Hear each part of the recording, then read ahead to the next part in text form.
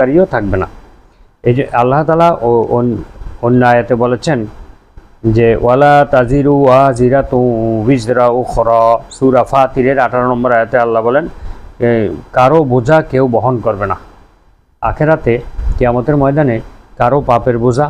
কারো অপরাধের বোঝা কেউ বহন করবে না, সবাই একে অপর থেকে পালিয়ে বেড়াবে। অন্য একটি আয়াতে আল্লাহ তাআলা বলেন যে লিকুল্লি ইমরিইম মিনহুম ইয়াউমাইযিন শাআনুন ইউগনিহ, সূরা আবাসা 37 নম্বর আয়াতে আল্লাহ বলেন সেদিন এমন এক বিস্ময়কর অবস্থার মধ্যে পড়ে যাবে প্রত্যেকটা লোক, এমন এক বিস্ময়কর অবস্থার মধ্যে পড়ে যাবে যে সেই অত্যন্ত ব্যস্ত থাকবে, কোনো দিকে মনোযোগ দেওয়ার সময় তার থাকবে না, অত্যন্ত ব্যস্ত বিস্ময়কর অবস্থায় সে পড়ে থাকবে।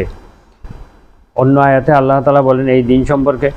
ইয়া আইয়ুহান নাসুত্তাকু রাব্বাকুম ওয়াখশাউ ইয়াওমান লা ইয়াজজি ওয়ালিদুন আন ওয়ালাদিহি ওয়ালা মাউলুদুন হুয়া জাজিন আন ওয়ালিদিহি শাইআ, হে মানব জাতি তোমরা তোমাদের প্রতিপালককে ভয় করো এবং এমন একটি দিনকে তোমরা ভয় করো যেদিন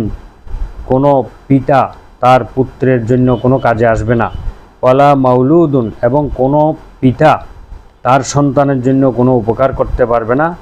কোনো ধরনের উপকার করতে পারবে না, অর্থাৎ পিতা পুত্র, পুত্র পিতার জন্য কোনো উপকার করতে পারবে না, সেই দিনকে তোমরা ভয় করো।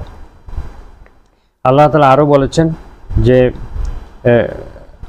অন্য আয়াতে বলেছেন যে কোনো কাফিরের জন্য কেউ সুপারিশ করবে না। ফামা তানফাউহুমুশ শাফাআতুশ শাফিঈন, সেদিন কোনো সুপারিশকারীর সুপারিশ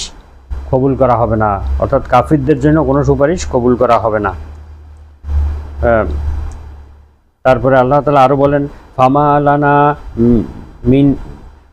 লানা মিন শাফিঈন ওয়ালা সাদিকিন হামিম, কাফেররা সেদিন আফসোস করে বলবে যে আমাদের জন্য তো কোনো আফসোস, আমাদের না আছে কোনো সুপারিশকারী আর না আছে কোনো একনিষ্ঠ বন্ধু, ঘনিষ্ঠ বন্ধু বা অন্তরঙ্গ বন্ধু, আমাদের কোনো বন্ধু নেই, আমাদের কোনো সুপারিশকারীও নেই, হায় হায় আজকে কি অবস্থায় পড়ে গেলাম, এভাবে তারা আফসোস করতে থাকবে। তারপরে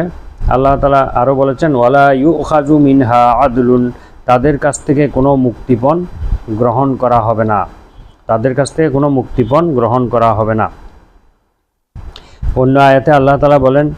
যে ব্যক্তি কুফরি অবস্থায় মারা যায় সেই যদি শাস্তি থেকে রক্ষা পাওয়ার জন্য অনেক অনেক সম্পদ দান করে তাও গ্রহণ করা হবে না। আল্লাহ